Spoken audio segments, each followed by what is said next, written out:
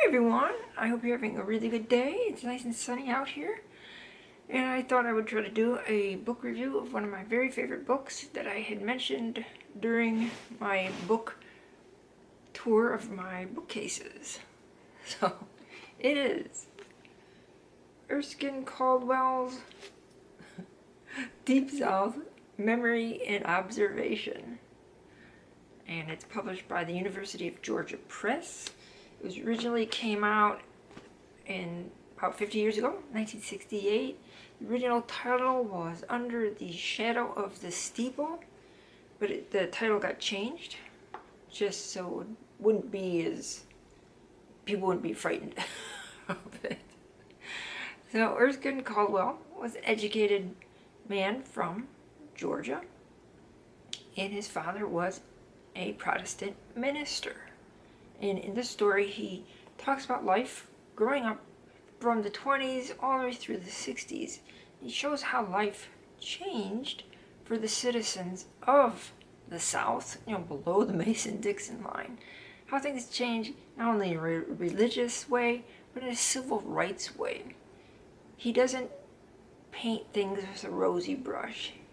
He often quotes people, and he leaves the words in. So if he's talking to a rural white man who does not like African Americans, he may use language that this person used. So you have to take this book for what it is. It is his memory and observation. So he starts off chapter 1 with being a minister's son in the Deep South in the early years of the 20th century and growing up in a predominantly religious environment was my good fortune in life.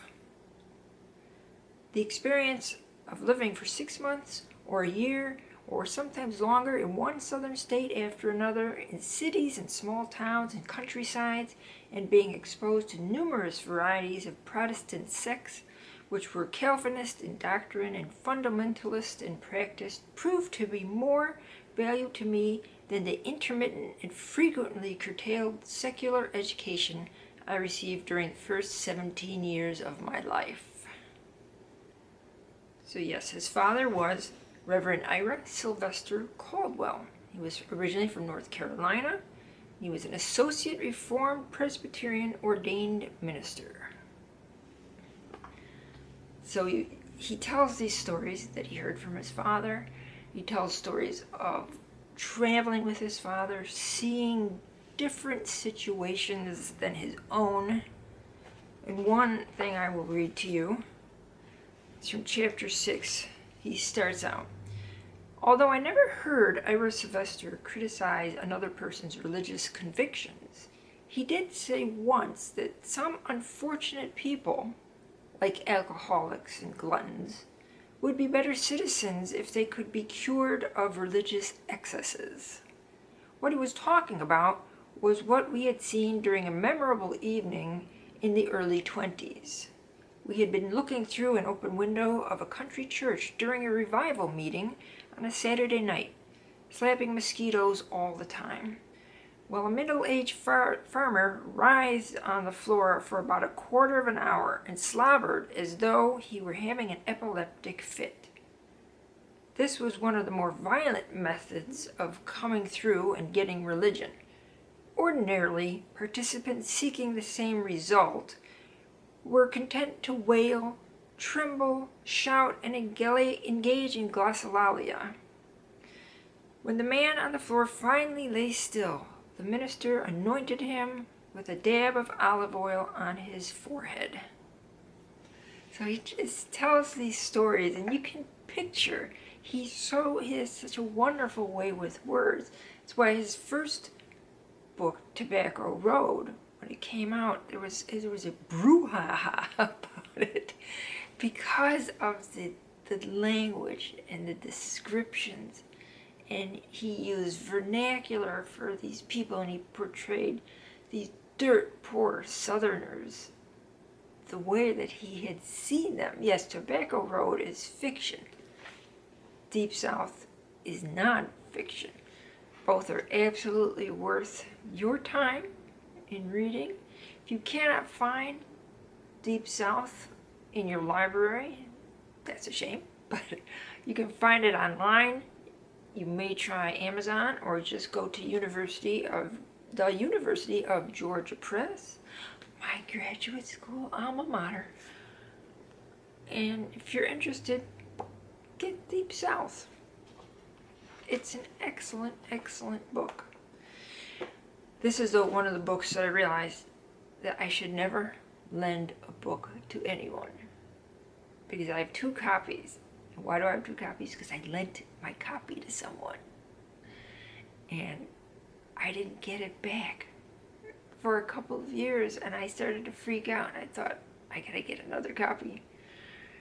Then I lent it, and I lent it to a minister of all people, but I did get it back.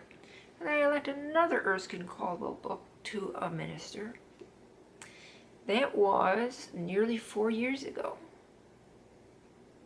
I just ordered myself another copy when I realized I was never going to get it back. She probably has it with her library, not even thinking about who it belonged to. But I guess lending books should be another topic I should talk about whether you should lend books. So anyway, highly recommended. Erskine Caldwell, great American author. Not a lot of people are familiar with this book. You should be familiar with this book. It, as I said, it's an incredible window into the life of people of all different colors and denominations in the Deep South between the 20s and the late 60s. It's a good way to get an education, and also it's interesting. Sadly, not a lot has changed in the 50 years since this was originally published. So we've got some work to do. So that's my review. Let me know what you think. I realized that I have to do the reviews the way I need to do my reviews. And this is the way I have to do my reviews. So I hope you enjoyed it. I enjoyed talking about it. I hope you could tell. And have a great rest of your day. And I will check in with you guys later. Bye-bye.